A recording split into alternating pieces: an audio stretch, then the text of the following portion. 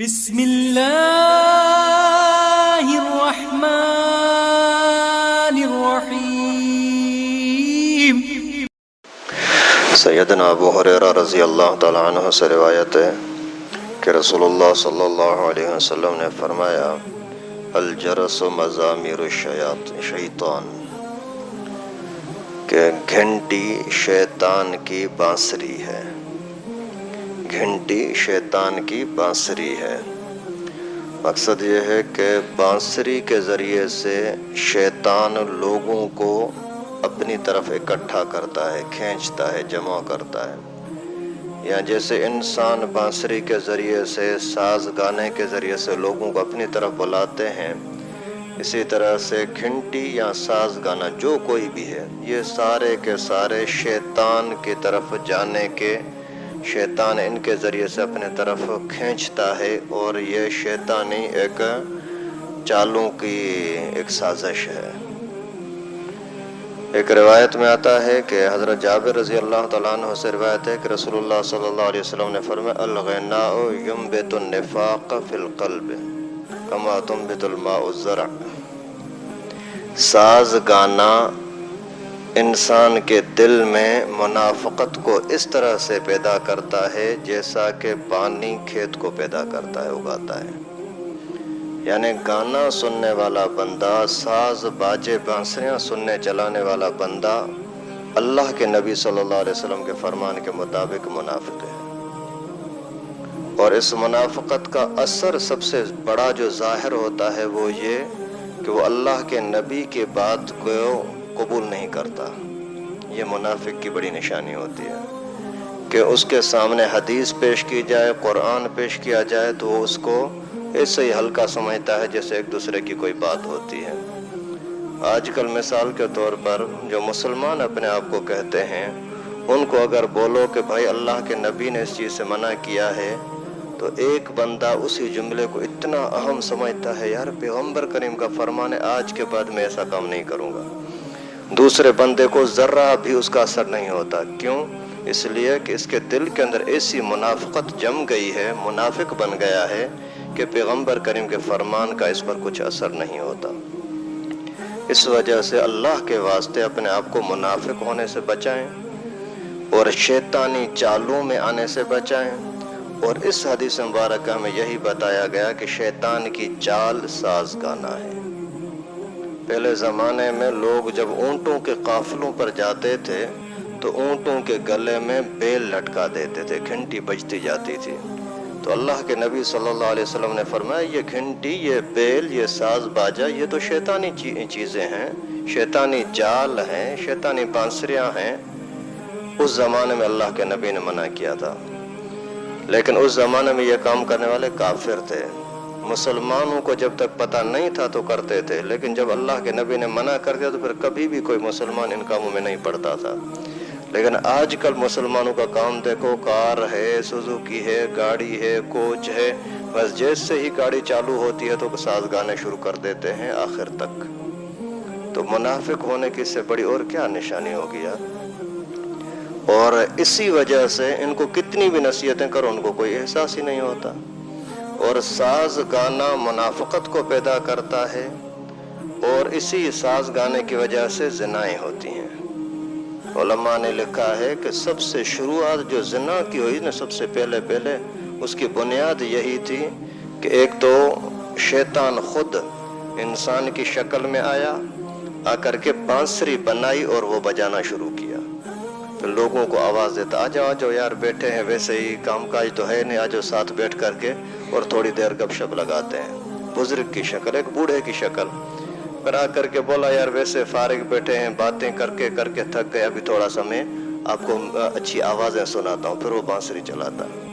پھر اس طریقے سے کرتے کرتے لوگوں کی محبت ہوئی تو پھر بولا یار تم مرد ہو، تم تو ویسے ہی ادھر ادھر گھومتے پھرتے ہو، دل بہلاتے ہو، عورتیں بیچاری گھروں میں بند پھنسی بیٹھی ہوئی ہیں، ان کو بھی تو باہر لے آؤ، سارے آپس میں ہی تو ہیں، ایک ہی خاندان کے لوگ ہیں، ان کو بھی بلاؤ۔ پھر عورتیں بھی آنا شروع ہو گئیں، ابھی عورتیں بھی اسی مجلس کے اندر، مرد بھی اسی مجلس کے اندر، پھر یہ بانسری چلاتا۔ پھر اسی کو آہستہ آہستہ اس بات کو خود ہی پھیلایا، ये कोई किस्सा कहानी नहीं, हकीकत है। फिर दूर दूर से काफिले जो पहाड़ी रास्तों से जाने वाले होते उनको बोलते यार शाम का टाइम, ये शैतान खुद जा करके, शाम का टाइम हो गया है, आगे पता नहीं आपको कोई बैठने की जगह मिले न मिले रहने की, यहाँ एक मजलिस लगती है, आप भी वहीं आ जाओ। अभी वो आगे करीब आकर के बस्ती के साइड में कहीं बैठ गए, ठहराव पड़ाव किया, तो फिर शैतान ने अपनी मजलिस शुरू की। फिर ये इन लोगों को कह रहा है यार मैंने देखा मुसाफिर लोग जा रहे थे, वहाँ बैठे हैं, उनको भी अगर इस मजलिस में शरीक कर दें तो अच्छा नहीं है? बोला हाँ ठीक है, मुसाफिर लोग हैं, भला आज आए कल चले जाएंगे। फिर उनको भी इकट्ठा किया। इस तरीके से मखलूत माहौल भी हुआ, साज बांसुरी और बाजा भी हुआ। इससे फिर जिना का सिलसिला शुरू हुआ। हराम के जब बच्चे पैदा हुए तो फिर अल्लाह ताला की इबादत कहाँ, फिर शिरक करना, कुफ्र करना, कत्ल करना, शराब पीना, चोरी करना, जुआ खेलना, सारी चीज़ें आसान हो जाती हैं। तो गाना इतनी ख़तरनाक चीज़ है। अभी इसी मुनाफ़क़त से, शैतानी चालों से बचाव की सूरत क्या है? आप अपने मोबाइल को, अपने कानों को, मोबाइल को भी गाने से पाक रखो, अपने कानों को पाक रखो कि आपके कान तक गाने की आवाज़ ना आए, आपके मोबाइल में कोई एक भी गाना, एक भी साज बाजा न हो। और दूसरा काम ये करें कि आप अपने बच्चों के मोबाइल को चेक करते रहें। ये बहुत ज़रूरी है, आप इसको हल्का न समझें। बच्चों के मोबाइल को चेक नहीं करोगे, आगे जा कर के इसी तरह से साज भी बज रहा है और फिर राब्ता मैसेज वगैरह के ज़रिए से अजनबी के साथ भी हो रहा है, तो वही काम हो गया ना, यानी मेल मिलाप भी हो गया और साज गाना भी बज रहा है, मुनाफ़क़त भी बज रही है।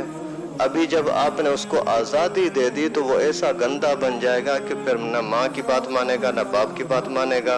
फिर ये लड़की भी भाग जाएगी, लड़का भी भाग कर अपनी मर्जी से शादी करेगा, आप उनको रोक भी नहीं सकोगे।